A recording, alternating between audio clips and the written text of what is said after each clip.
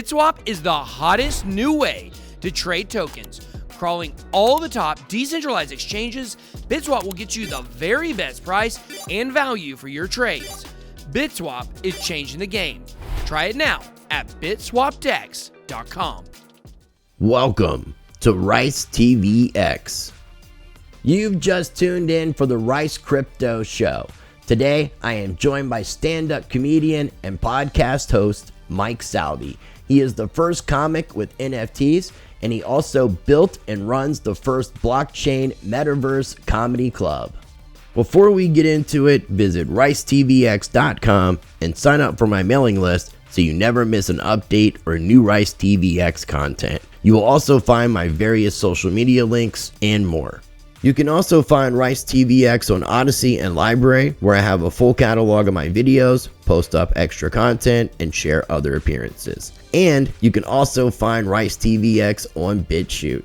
To support Rice TVX directly, you can contribute or send tips to PayPal, to Cash App, or cryptocurrencies via my Cointree link in the video description. Everything is appreciated. Another way to support what I do is by joining my Patreon channel, where you will get early access to some of my videos, exclusive content, and more. Get your free half ounce of silver. Take full advantage of my partnership with Money Metals Exchange in 5 easy steps. 1. Visit moneymetals.com. 2. Be a first-time buyer. 3. Purchase a minimum of $100. 4. Use the promo code RICE. 5. Get a free half ounce of silver, and it's an additional way to support the channel. I will include links in the video description for everything I just mentioned, as well as everything shared on today's video.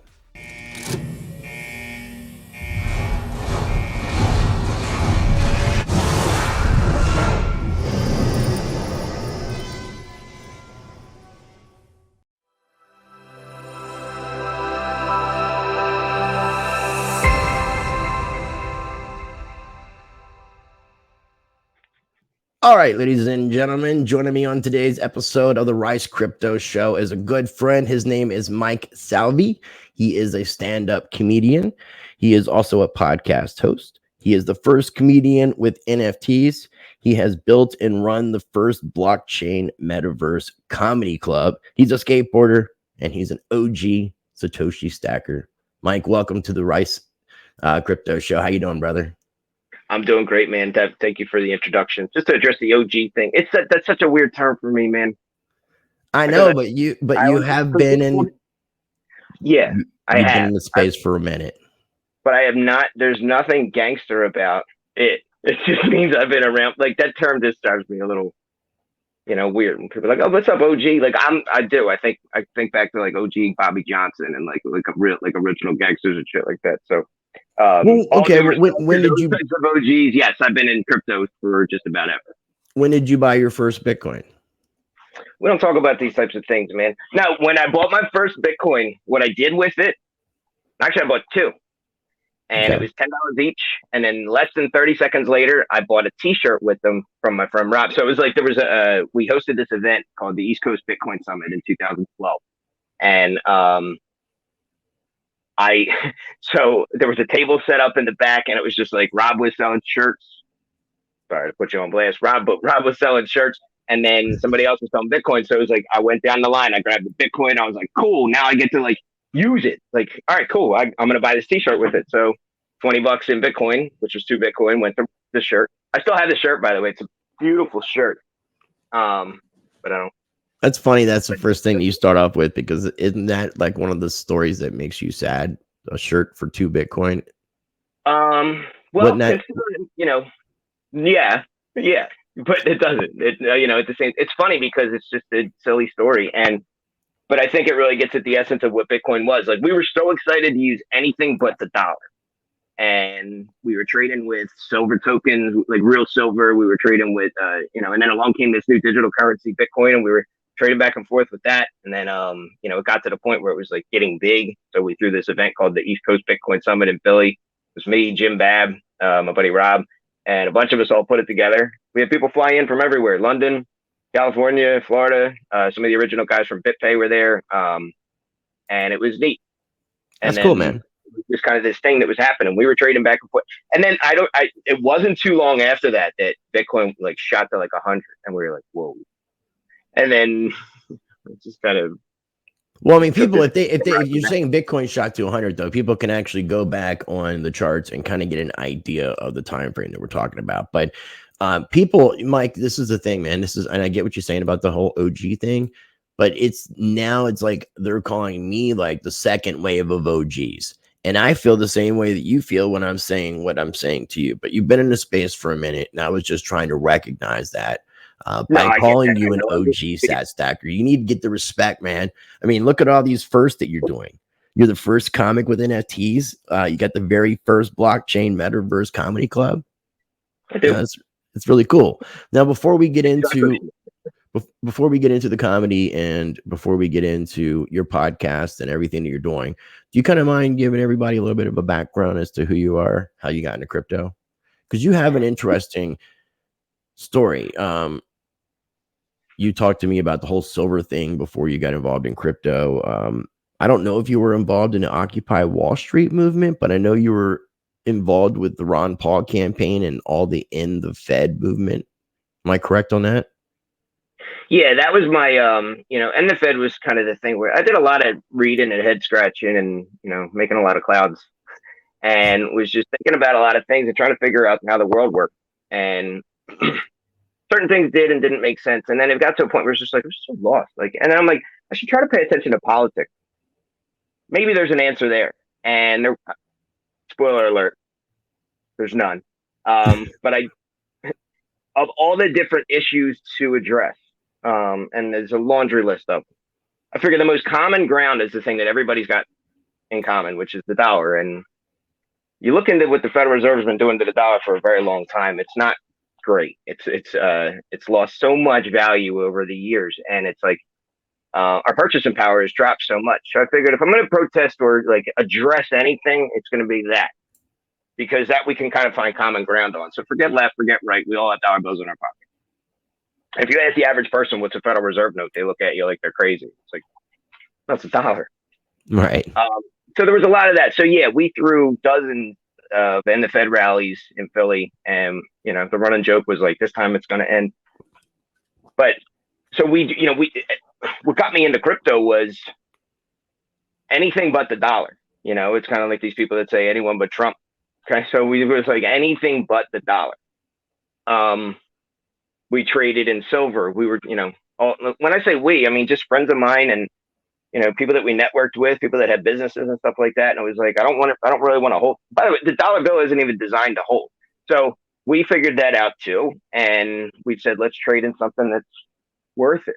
Silver. So it was like private commerce. It was just private commerce amongst each other. Barter networks, or just kind of, you're into it. Sure. I'll take, I'll pay you in silver just for the novelty of it. Or I'll take, and then along came Bitcoin. And it was like, let's try this out. And it was neat. And we were just, it was anything but the dollar. Again, it was just like, this is so neat. You could play blackjack online with it. You could trade with it. You could do anything. You could buy tomatoes, anything. And that was the draw. And then after a while, I mean, when it just, I don't mean like the price itself, but like when the network and just like the amount of people that you meet that are into it just grew so much. I mean, it's really hard to turn away from it. And the price didn't hurt either. Yeah, no, it definitely. I mean, when you said, I talked about Bitcoin going from $10 to $100. That would literally be, what's Bitcoin now? 40. That would literally be like, imagine if Bitcoin was at $40,000 right now, and then in a month it went to 400,000. Like it was that same like, whoa, like this crazy 10x, and then it's like, it's probably going to drop back down to 40, isn't it? And that was the roller coaster ride. I mean, every time there's a cycle. So we're recording this on the 22nd of March. I want to be releasing it next week because I'm running behind and also building up for a while I'm out of town in Miami. So I have content coming out. Bitcoin is sitting at 42.5 roughly right now. A lot of that, we've got some pretty interesting news. I can't remember which bank it was.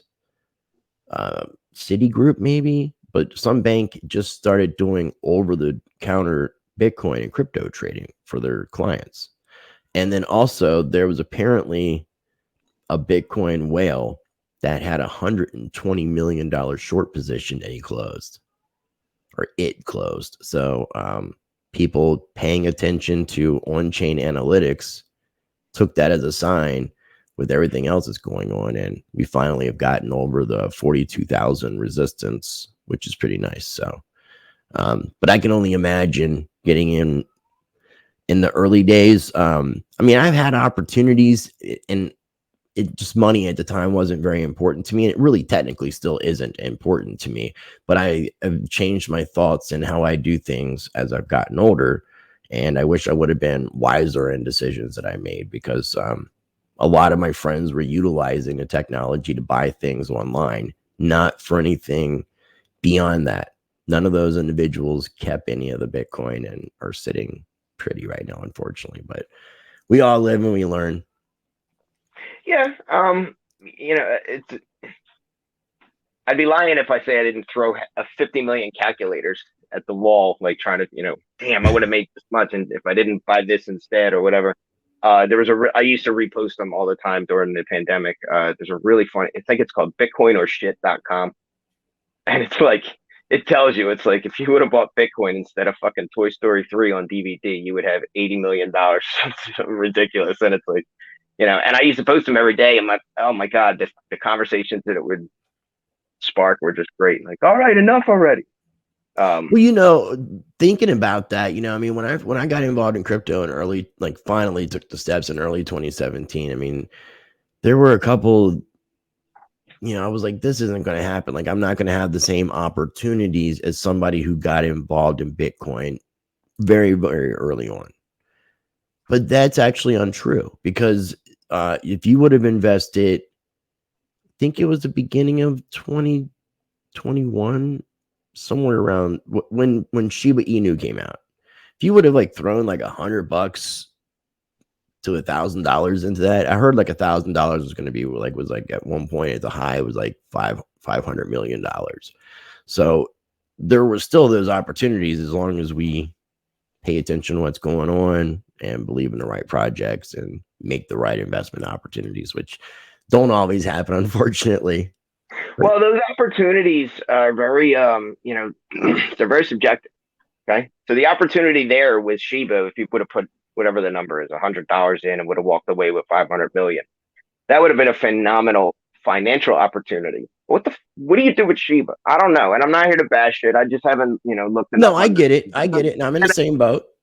But there's a different thing when it came to all the rest of crypto. I mean, there's like these battles that everyone is going through, up, down, trying all these different things, trying to catch the next this or whatever. People losing money just by clicking on the wrong link, like all these goofy things that can happen. But it's just been that whole learning process that came along with every opportunity. The best, my friend Smiley Gnome always says this, the best welcome into crypto is a big giant red dildo. And if you don't know what I'm talking about, let me just clarify. If you look at the charts of these giant candles, they're green or they're red. Okay. And when they're red and they're really long, that means someone either just made a shitload of money or something, or you're probably in the boat where you just lost a lot of money. Yeah. And that's the welcome. Like, you need to get bit, you need to get burnt, you need to have you need to, because it makes you stronger, it makes you sharper about how you're going to treat your assets, protecting them, making sure you don't join certain things, and just try to find the next Shiba token or whatever, and good for everybody that made money off of it. But it's like, man, when you chase that, it runs as soon as you start chasing it. So it does. I love what I've seen, because I've known you since 2018. Yeah, 2018. It was shitcoin in Philadelphia. My first. It was the crypto shit show, just to clarify, because we're all going to shitcoin in a couple of weeks. Did I say shitcoin? Your mind is on shitcoin, and I understand. Yeah, it is. I got shitcoin on my mind. I meant to say shit show, because the crypto shit show. Yeah, that was our baby. The crypto shit show. Shout out to Nathan. The opportunities that you've gotten from crypto, and I don't care to know the financial ones, but look where you are. I mean, your numbers are up. Like, people, like you're known, like people really love you. Like you offer a lot to what's going on because you've dug through all this. I see you at as many events that I can be at. Yeah. I So do my best. Thank you for saying that, though, you man. got, well, it's true, but and I'm, you're welcome, but those are different opportunities. Oh yeah, no. I mean, I'm very, very thankful and blessed for the opportunities I've had. You know, and I've told you this too. Like all the stuff, whether it would be meeting you and Nathan, Ken, all that came through Anastasia. So, Yeah, I have her to thank for everything, and I actually was just messaging her because she's in her homeland right now. So, I want to make sure she was okay. yeah, pretty interesting. Yeah, shout out to her. But yeah, so it's interesting. We all kind of come here. We come from this cloth, right? This, Yep. um, and this is but shout out to Steve Miller, who I haven't said that Hold name it out up so loud. we can all read it. Oh, I will. But Non-aggress the cook. yeah, I this is love my it. friend, courtesy of Steve Miller, who is who's a huge. He won't tell you this. He probably, I don't know what he does now, but nah, he's a huge influence on a lot of things that happen here. Like was early into Bitcoin. Um, Very funny, just hilarious. Was always around with us. Was like a big weed protester. Yeah, so shout out to him. Anyway, but that's where I got this apron from. Non-aggressive Sweet. cook. No, I love it, man. So what made you decide to not only get into comedy, but ultimately decide to kind of take the crypto element at it? Because you were obviously doing comedy before you started doing a crypto comedy, but and I'm not saying all Yeah. comedy that you do is crypto based, but you've done crypto events, you've hosted crypto conferences, you've emceed events, you've done comedy at several events. So I kind of put you in that category as a crypto comedian. A lot of people do, and it's one that I've kind of had to embrace. Like early on, it was one of these things where, yeah, I mean, I was doing stand-up comedy for, non-crypto related, non-crypto crowds. So, I just kind of kept it off the table and would just work on just, like regular jokes. One day I did a show. I did Smiley Gnome's retirement party. Jordan Page performed there too. I did about 10, 15 minutes on Bitcoin. And that's when Nathan ran up to me after that show and was like, I thought that was going to suck. But I did a bunch of material on Bitcoin because the crowd was there that knew about Bitcoin. And that's really all it was. It was me just trying to cater to the crowd. And then I'm like, wow, this really works. And Nathan said, I'm doing these conferences and I want you to be a part of it where there's techie stuff during the day. And then we want to entertain people at the end of it. So will you be a part of it? Sure. Of course. So we went all across the country and back. And, I just kept developing like all this like Bitcoin material, but then I'm like, I need to work on other stuff too. Because I also wanted their street respect of like regular comedians. And I wanted to be a comedian that doesn't just get like painted in this one corner. Like I can talk about anything. And so I just made sure I worked on both. Okay. So No, that was definitely a smart move. And I didn't know if it was a joke when you were saying Smiley Gnome retirement party, because the dude seems to work all the time. right. Well, everybody retires from things at different parts of their life. That's when he retired from one thing he was doing and then moved on to something else. But yeah. Okay. Word. Okay. I didn't know if that was one of your jokes, because you are a funny guy, man. And I definitely would encourage people to check out the links that I'm going to be sharing as well. Subscribe to your YouTube channel for you, for the Gold Salvi show, which we're going to be talking about, your NFTs. Let's talk about the NFT part. So what's the deal with you being the first comic with NFTs? Can you explain that? The deal is Ken Bozak. That's the deal. Ken Bozak called me and, when he first started getting into NFTs, and I didn't do it right away.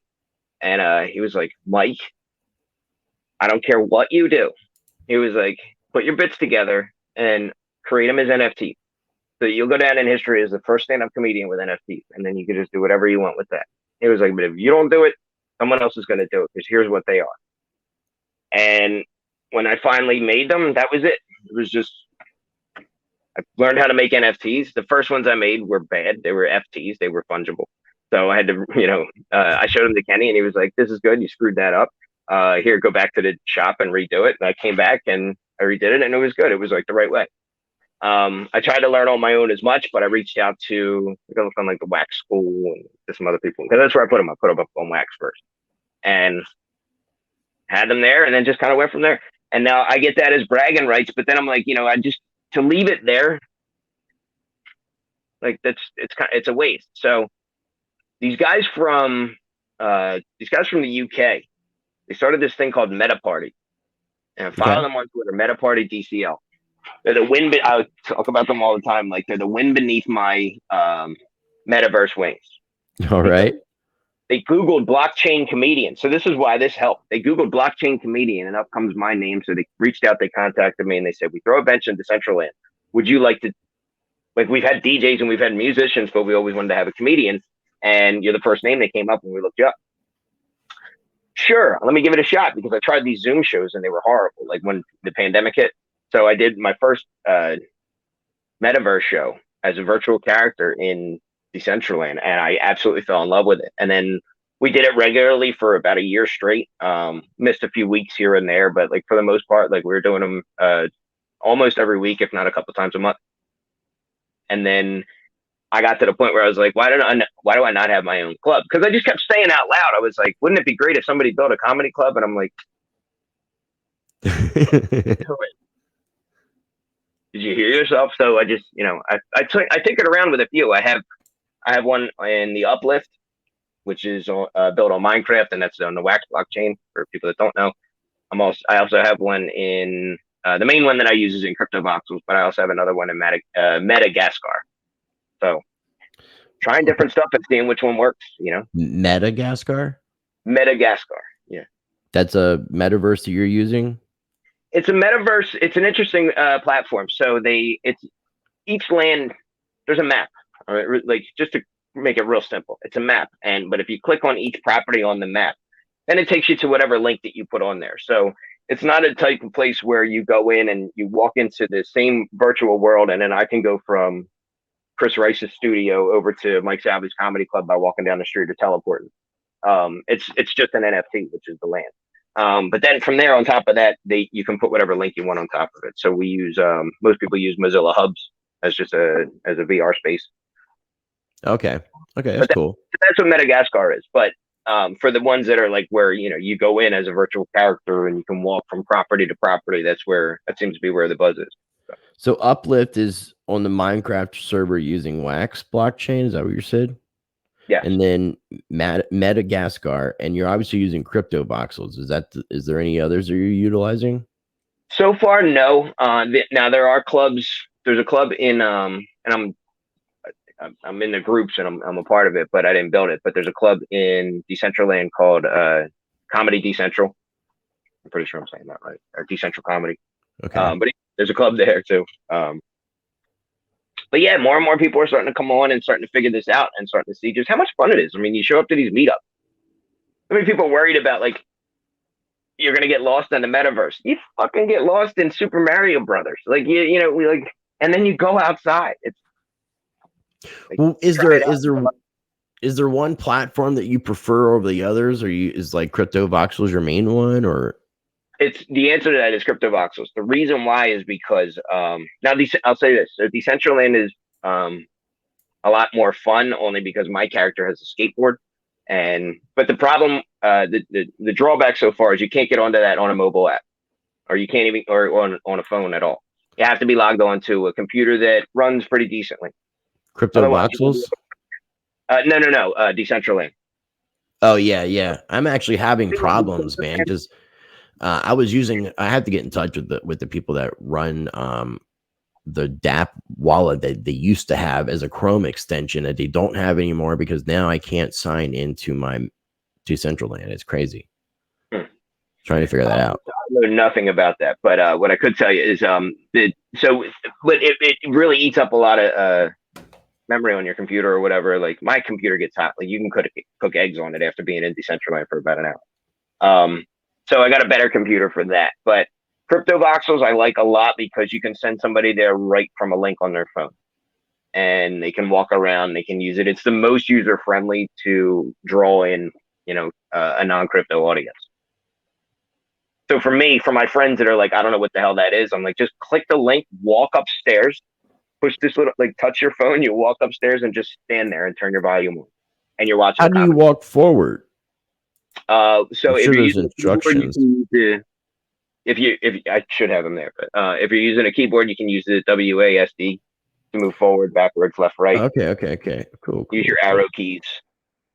On your phone, what comes up is like a cross, so you can just go up, back, forward. But You yeah, got an so arcade game. yeah, I got an arcade game. I put Clash Dome in there. Yeah, which it's you click it, it just takes you to the Clash Dome website. Still cool though. I haven't had a chance to like really explore this, so I like it, man. Cool. And these are all the guys that are part of the Haha for Hire. Yeah, so all 4 members up there. That's me. That's Shay Sasa. That's Jack Wills and Lawrence Arnell. And then each one of those pictures, if you click, it goes to each of their Instagram pages. If you click the Haha for Hire logo, that goes to our website. The next one over is Dell Gold. So yeah, I mean, it's like all my socials and stuff are in there. So the way I see this is the website I give people when they say, "Where do I go to check out your stuff?" I say, I send them here. Because as soon as they click it open on their phone, they're like, "What the hell is this? What is this like game that I'm in?" But as soon as you walk in, there's my face everywhere. There's all my social media, all my NFTs, all my YouTube channels, everything's there. No, I love that, man. That's cool. I'm not good with controlling this thing at all. And here you are. That totally looks just like you too, man. With the red face and the mom jeans, the white mom jeans and the black. Is that the best that they can do with the graphics right now for avatars? Here to address that, no, there's wearables, there's avatars, and there's all those things that you can add to it. This character right now that I have is just he's naked, but you can change his colors. What I'm doing with the club is as we start to do. So first of all, you can walk into this and you can watch a comedy show when it's scheduled, and you can watch a live show. This is cool though, because this is better than a business card, man. Because you have all your social media, all your links and stuff. People just and like you said, you kind of get in here and you're like, "What the hell is this?" And then right, it's a simple little room, but look how long I've spent in here. Mm-hmm. Just by glancing around, and this there are steps. I see the steps. Yeah. All right. So if you go all the way to the brick wall, and you can go up the steps, and then you'll see the stage. Takes a little getting. Oh, look at that. The ComedyVerse. Yep, that's me. I think, dude, I'm super impressed, man. Thank you. Okay, so I love this like an auditorium. Yeah. So if you go up a little bit, earlier I debuted my podcast, do Talking on the Moon, and there's me talking to DJ Trax. Yeah, so it's playing in my ear in the background. It's kind of screwing with me, but I can't turn it off. Oh shit! All right, well, it's all right, but it's really low. Normally that's not up there, but I jumped from doing that to the show. But yeah, so but when I take that down, there's the stage. You can pause it. There's a microphone. Oh, there you go. Yeah, you should be able to pause it. Yeah, it does pause. That's cool. So, do you constantly have one of your shows running? Does it? No. So what I do with my podcast is I premiere them on YouTube. Like, you can pre-record something, but you can schedule it to premiere so that there's a countdown and a live chat and you can be in there. So I schedule my shows to premiere on YouTube, and then I also schedule it as a meetup here, and I can put the video up and we watch it live as it premieres. And then afterwards, I just pull the link down, which I didn't do. Afterwards, I just pull the link down, and then sometimes I'll just, if I'm doing stuff, if I'm working, if I have stuff, if I'm working around on the club or whatever, I can broadcast. I'll broadcast live stand-up specials, some of my stuff, or just stuff I want to hear. I'll play music. The Talking on the Moon podcast is that in Cryptovoxels? That's in Madagascar. Okay. Do you have a link for that handy or no? Or can people watch this, or is this something you had to do and then record it? Yeah, so that's something I do and record it. The link is actually downstairs in the main lobby. Great. I laugh as I say it because I'm like, it sounds cool, but yeah, the link for it is downstairs in the main lobby, and that takes you to, that's just a playlist on YouTube of where all the rest of the episodes are. Okay. So yeah, this is messing with me. If I don't click escape, the mouse wants to, every time I move the mouse, it wants to move directions inside this metaverse. It does. But people can watch the podcast on your YouTube channel, and I definitely encourage people that are watching this to go over and get the subscriber count up. So if you dig some good comedy, Mike's a smart cat. I would definitely encourage you to subscribe, not only to the Mike Salvi YouTube channel, but there's also Just Talking with Dell Gold and Mike Salvi, which you can find at mikesalvi.com. At the home site, you'll see a link for Gold Salvi Show at the top. What is the Gold Salvi Show, brother? That's a show I do with my twin brother, Dell Gold, who He looks just like your twin. he is. Yeah, we look a lot alike. I think it's the hair. That's the biggest thing most people get us confused about. No, he's almost a foot taller too. So no, he's a comedian. He's a local comedian from Philly. Absolutely hilarious. Him and I've been doing a lot of work together, and we've been talking. We talk so much that we were like, why don't we just start a podcast? So we did. We started the show called Just Talking. We couldn't think of a name, so we're like, what do we do? Like, we're just talking.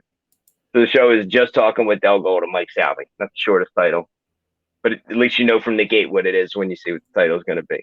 But we have guests on. We always ask them different questions at the end. Like, it's one of these things where you have somebody on, tell us about yourself or whatever, and then we just laugh about whatever. And then at the end, Dell has this list of like 20-ish questions that he just asks that it takes people on an interesting direction. So, but yeah, check the show out. It's a lot of fun. It's one of these things where you and I talked about this, and I hope you don't mind me saying this too about this show. Yeah. I'll say about the show. Most people do not watch longer shows than a few minute podcast or whatever. Some do, and I love you guys for it, and it means all the world to us. But I realize that too. So if you look on I try to put snippets up as much as possible because that's what keeps people in there. Like me, I'll watch 85 half hour, like 30-second videos and just be lost for a while. But if I look at a video and I'm like, 2 hours, who do they think I am? Right. No, I get you. 2 hours, right? Well, so, especially crypto. Since I have the 3 different shows, I kind of have 3 different audiences in a way. They cross over, but I noticed that like when I'm looking into the law and the sovereignty stuff, I could do a 2-3 hour long conversation. And most people will be like, I could have listened to 2 or 3 more hours.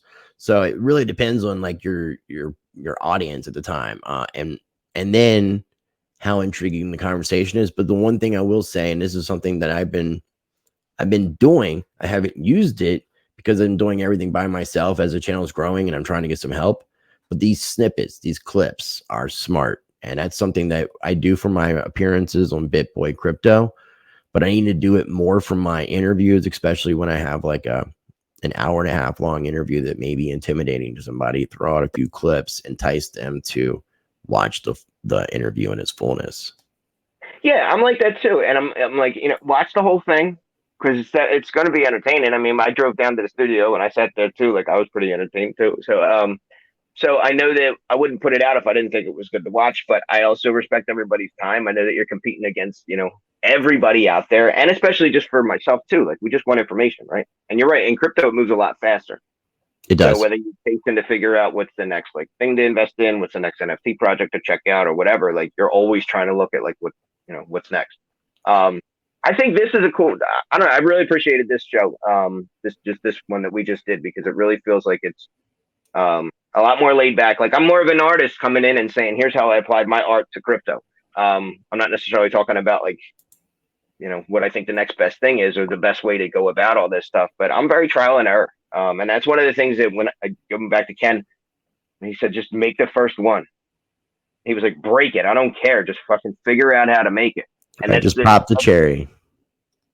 Figure it out. You're gonna screw it up, but it's all digital stuff. You're not gonna screw it up too much. Like don't spend 10 grand on something and then be like, what the hell happened? But like, try things out. Like you can play around with a little bit of money or try to work some of this stuff out free, but just it's not hard to do and make as many mistakes as possible. Because for me, I've turned them all into funny ass stories. You don't need to be a comedian to tell somebody a funny ass story about how you completely screwed up or did something completely backwards your first whatever in the crypto. Yeah, no, a lot of us because most of us make those stupid ass mistakes. You should have. And I mean, like I don't wish it upon people, but almost like you said, and I've said this before, people need to have some sort of experience where they messed up because they weren't paying attention. Because most of us are conditioned because of our banking system to not really take a hands-on experience with things. So even the idea of being your own bank can be intimidating to somebody who doesn't know how to be their own bank because it's not like they teach that information in school either. So, but everybody, I shouldn't say everybody, but a lot of people like comedy, and I've seen your comedy for years and I thoroughly enjoy it, man. I'm a big fan. And, I'm glad to finally be able to get you on the show and highlight some of the things that you're doing. I appreciate it. Yeah, I love the haha for hire crew. I love everything you're doing with that because they were out at shitcoin at shitcoin last year. Yeah. That was great. So I mean, and then the idea that you're doing the NFTs and the fact that you have the first not only metaverse but blockchain metaverse comedy store, I think is really cool, man. And I wanted to highlight that because there are some things I want to be doing utilizing some metaverse stuff, and you've kind of inspired me with some of the things that you've been doing. So man, I really appreciate what you are doing. Well, I appreciate that, man. I'm glad to help. And that's the thing. Sometimes you don't know what the hell you're doing. Sometimes, and people all of a sudden are like, how'd you do that? That was awesome. And I'm like, or they get inspired by something. I'm the same way. Like, there's so many times where I've asked, like, people that I've looked up to over the years or mentors or whatever, like, how the hell did, you make this happen? And they just give me the silliest answer. Like, I don't know. I don't even remember that. But like, okay. But it worked. For anybody who's watching this, I want them to know that you will obviously be in Miami early April because this will definitely be out before then. You're going to be at some NFT conferences. I know. You want to shout them out? I'll be at NFT Con on Monday, the 4th. And then Shitcoin the 5th and 6th. Shitcoin the 5th and the 6th. I'll be involved in Shitcoin the 5th and the 6th. And then 7th? Thursday I'm going to be at Moneratopia. Yeah, the 7th. I'm performing at Moneratopia. And then floating around the Bitcoin conference after that. I'm sure I'm also the type that I leave certain things open, so I'm sure I'll get, I'll be somewhere. But if not, man, worst case scenarios, come spend a Saturday afternoon with us on scooters in Miami. We goof off. I'll be at NFT NYC for anybody that watches this after the Miami week. Okay. Yeah, I'm contemplating whether I want to do that or not. I'm starting to really despise New York City. Hey, it's hell. It's a hell. They don't call it the Empire State for nothing. It's like I'm from the DC metropolitan area, and I'm much more would just rather just go to Miami at this point. Yeah, it's better. Go there. Yeah, we definitely got to do this again, man. And while I'm in Miami, maybe we can record something really short. I want to try to do a little bit more recording while I'm out of town. So, but I will include the links for everything that we talked about, and I definitely encourage people to check out all your social media links. You got anything you want to add before we wrap up today, Mike? Ladies and gentlemen, make sure you subscribe because then I'm going to have him. Which way do I point? Point this way. That's the right way. Moon with me too. So I get to come on the moon. Yeah, of course you get to come on the moon. That's all. Looking forward to that. All the links are there, so follow me. Just keep supporting Rice. He's always doing great stuff. Great talking work. on the moon. Yeah, so definitely go over and subscribe, and then whenever we do that, I'll definitely be sharing it with all my socials and on my YouTube channel and stuff like that. So, all right. Again, man, I really appreciate it. Bear with me 1 second. I want to wrap things up. All right, ladies and gentlemen, again, links will be down below for everything we talked about. If you're not subscribed, make sure you are subscribed to not only my channel, but Mike Salvi's channel, as well as all the additional links that I've shared. And I will leave you with this. Be blessed, be the change, practice change.